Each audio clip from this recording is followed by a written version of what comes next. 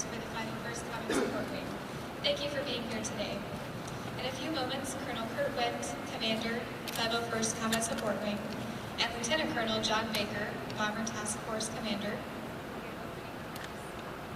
Afterward, the United States Air Force's principal spokesperson for this event, Lieutenant General Stephen Basham, Deputy Commander, United States Air Forces in Europe, Air Forces Africa, will give brief remarks regarding the Bomber Task Force deployment of B-52 Stratofortress aircraft, airmen, and support equipment to RAF Fairford. After his remarks, Lieutenant General Basham will be available for about 15 minutes to answer your questions. For the remainder of the time, Colonel Winn and Lieutenant Colonel Baker will be available for interviews, along with the Bomber Task Force B-52 aircrew and support personnel you see behind you, in front of you. Please keep questions within the subject area of the Bomber Task Force deployment, and remember all comments are on the record. Toward the end, I'll indicate how many more questions we have time for. I ask that you limit yourself to one question and one follow-up, and if time permits, we will call on you again. All right, good morning. On a beautiful sunny day, we welcome General Basham here in England. Thank you for taking the time to join us today. On behalf of our entire 501st Combat Support Wing team, we want to say welcome, not only to General Basham, but also our host wing, our friends in the 2nd Bomb Wing. Thank you also to our British hosts for your strong support of operations on this installation and elsewhere in the UK.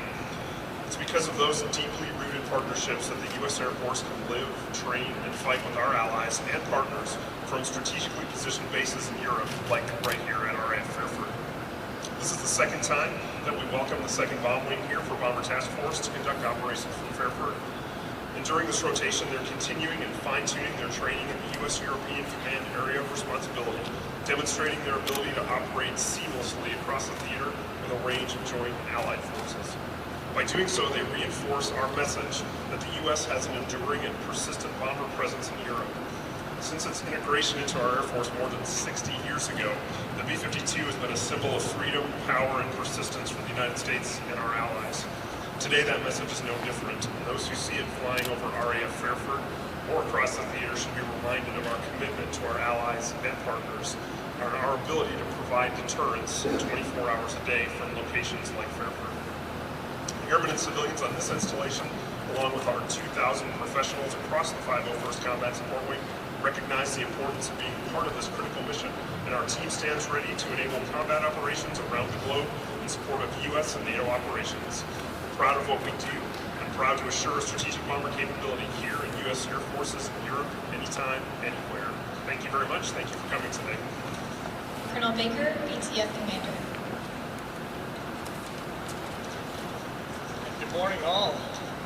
I'm honored to be here with you today on a beautiful day, and I think I might give the weather team the rest of the day off. This is one of the best days we've had, so we're happy to be here. First of all, I want to thank RAF Fairford and the local community. Just the interactions that we've had and the tremendous hospitality for my team. I've got about 300 people here, operators, maintainers, support personnel, and the relationship with the local community has been outstanding. And I really do appreciate, we all appreciate that interaction that we've had and support to initiatives. And that was directly supporting ground operations with 4 groups of JTACs, so Joint Terminal Air Controllers, from Britain, Scotland, the Netherlands, as well as Lithuania. So that was on foreign ranges. We have been performing with our partners in NATO. Our mission here was, number one, to maintain ready and posture forces prepared to support our combatant commanders in the region. We did that successfully with the work from our team, and like I said, from the local community and the surrounding support of the units here in the UK. So I greatly appreciate that support that we've gotten. Once again, thank you all for the hospitality. Thank you to the local community, and I truly appreciate it, and I'm sure you will be ready. Thank you very much. Not that I don't slow down, I jump right in. So while I appreciate the introduction, my goal is to spend a few minutes talking to you, and then quite honestly, I want to get to your questions, because I've always found that it's better to hear what you want to talk about rather than me just tell you what I think is important. Colonel Winn, let me say thank you again to locally RAF Fairford Air Base. And of course, I would also like to thank our partner, MAGCOM, Air Force Global Strike Command. These bombers come from the U.S., they train daily in the U.S., but there's no substitute to coming over here. And of course, the 96 bombs. We'll take a few questions with him later on. I think we've all heard, but I'm just going to echo a couple of things. The Bomber Task Force demonstrates our global strike capabilities. It also demonstrates our assurance to our allies and our partners, not only in Europe, but certainly around the world. And more than anything else, it sends a message of deterrence, and that we're here to defend against any unchecked aggression or unchecked actors. And quite honestly, the goal is to guarantee each and every day one more day of peace. The Bomber Task Force enhances our bomber readiness. It actually makes our air crews better, it makes our maintainers better, and it provides the opportunity to also increase the capabilities of our support organizations. And that ranges from intel to those who actually make sure that we're all well fed and bedded down so that we're always ready to fight. Being able to operate in an environment such as Europe, where you can operate one day in the Eastern Mediterranean, a few days later you could be in and around the Black Sea, just a few days later you're in and around the Baltic region doing multiple missions, and just yesterday being able to operate in the Arctic AOR, working with our Norwegian partners, their F-16s, and the Joint Terminal Air Controllers, or TAC controllers, proves one more time that the partnership that we share with the UK and with our NATO allies and our European partners provides an opportunity to one more time send a message to many out there that we stand together, we train together, we're ready together, and should we have to take actions, we certainly will fight together. It's also an opportunity, but I have to tell you, we also, using one of the aircraft from this deployment, flew over to the CENTCOM theater in and around Saudi Arabia to make sure that any actors in that AOR know that it's not just the aircraft that's set in CENTCOM, but it's the aircraft that are all around the world, both in European theater, I'm sure Indo-Pacific, and absolutely in the United States. But of course, you've heard it before, and we need to mention it all the time. You have to come over here to work on integration and interoperability. Well, there are many that actually visit the United States with multiple fighters, working with Typhoons out of the UK, working with F-16s from Greece, Poland, actually working with our French partners, air refueling behind their C-135s, and of course working with their Rafales. And we should not forget that we're also working with our United States Navy and their P-8s, being able to make sure that we integrate even in our own country. So let me close these comments by saying there is no substitute for actual presence. To show that as nations we stand together to ensure peace for another day. And should deterrence fail, to make it clear that we are prepared to fight and to win together in any conflict. I look forward to your questions. Thanks very much, sir. And now we'll go ahead into Q&A, so please go ahead and raise your hand. It's important for us to be here with you. And so as we continue to build up Fairford, we want to make sure that the message is one of, we want to work together. We're here to integrate and interoperate with you. But I think it also sends a message to would-be adversaries or malign actors that feel that they can actually take advantage of the peace that we enjoy today in and around Europe. And for us, we're hoping that everyone is watching. And while we absolutely believe that peace is paramount, no one should ever take for granted, and certainly should never push the test. We are ready to fight at any given time. Thank you. Yes, sir, right here. of bombers coming to the theater. We're excited about that. Each and every deployment offers just a little bit different opportunity. The partners that we're going to work with, the allies that we make work with at that given time, the ranges that we're going to go to, the airspace that we're going to go into. But I have to also emphasize it's the different air crews that come here at different times. As we cycle through individuals inside the U.S., there are new pilots that are coming here every single day, new navigators that are coming here, new maintainers every single day. We have to make sure that on a rotational presence, we're benefiting from the training that they actually receive at the same time, making sure that we continue to build up the work that we're doing with our NATO partners and our non-NATO partners in and around the area. We will continue to look for greater opportunities to be able to expand the training both in the air and, of course, on the ground. Okay, just to follow up to that. Deployments, we plan them long in advance of world events.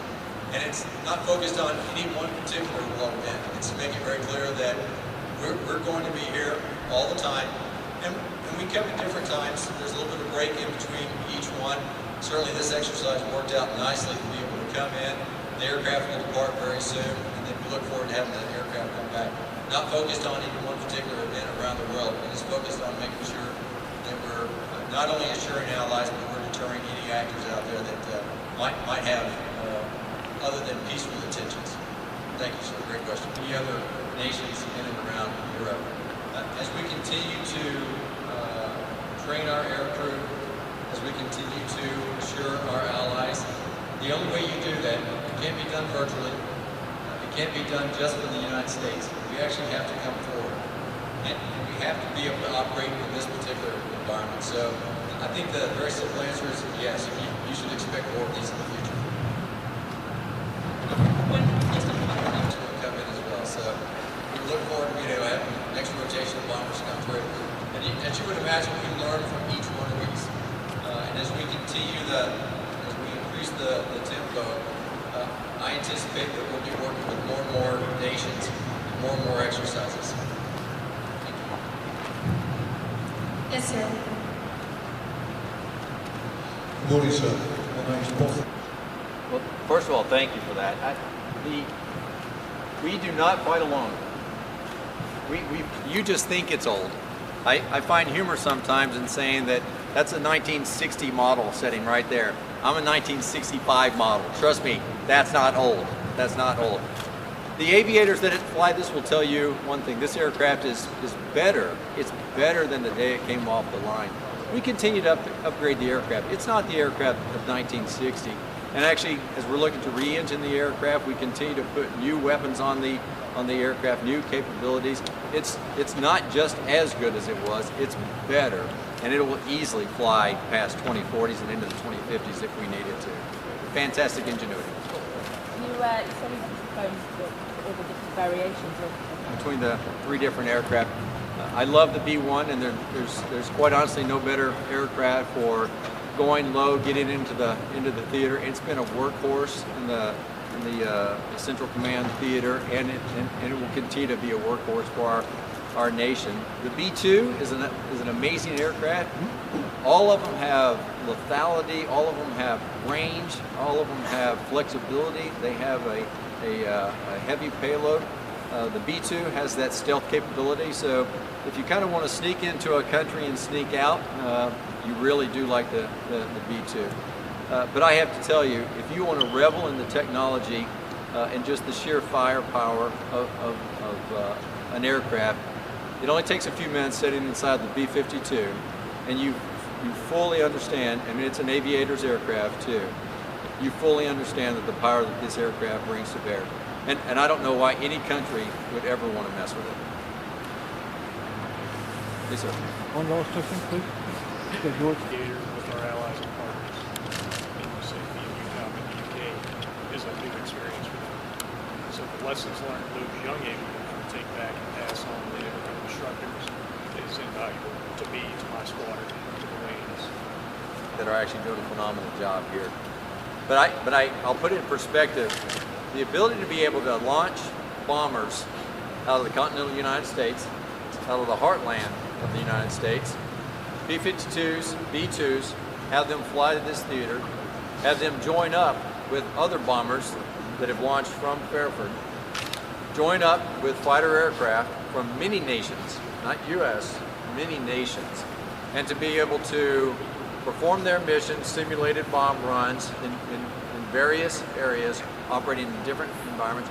You create a challenge for any adversary, any would-be adversary out there. What I'm saying is, while we'll maintain a rotational presence here, you should understand that from our bomber force, you always have a presence here.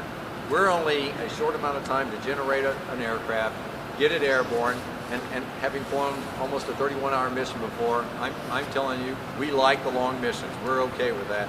So you always have the presence of the bombers, even if they're not sitting here at Fairford.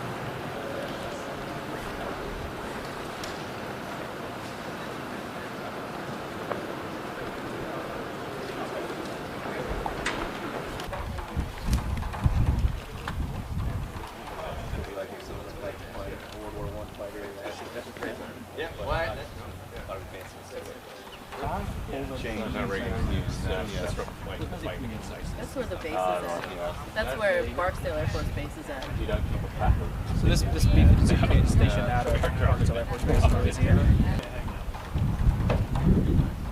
I'm ready to see if I can get it. Are you flying? Thank you.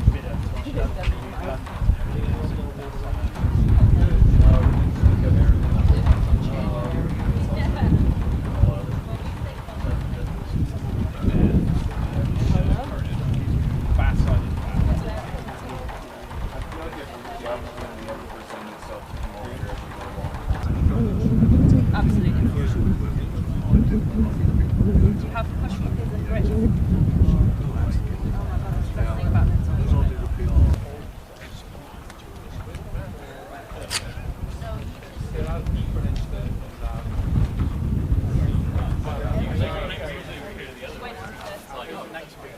Okay.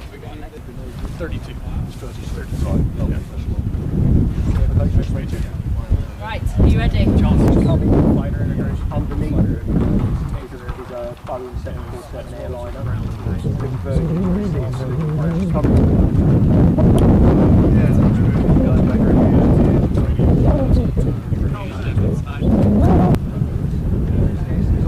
I've got to fucked on.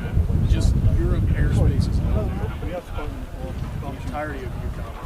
Loads much different than so just that exposure on talking to the controller. So just